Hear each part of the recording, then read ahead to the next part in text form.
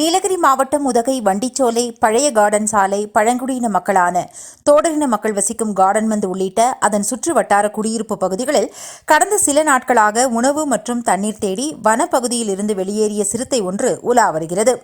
இரவு நேரங்களில் உலாவரும் சிறுத்தை வீடுகளில் வளர்க்கப்படும் நாய்களை வேட்டையாடி செல்லும் சிசிடிவி காட்சிகள் வெளியாகி அப்பகுதி மக்களிடையே பெரும் அச்சத்தை ஏற்படுத்தியுள்ள நிலையில் இரவு நேரங்களில் அப்பகுதி மக்கள் வெளியில் வரவே அச்சமடைந்துள்ளனர்.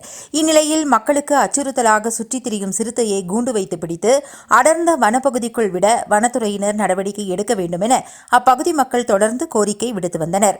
இந்நிலையில் மாவட்ட வன அலுவலர் கௌதம் உத்தரவின் பேரில் பொதுமக்களுக்கு அச்சுறுத்தலாக சுற்றித் திரியும் சிறுத்தையை பிடிக்கும் வகையில் கார்டன் பகுதியில் வனத்துறையினர் கூண்டு வைத்து சிறுத்தையின் நடமாட்டத்தை தீவிரமாக கண்காணித்து வருகின்றனர்.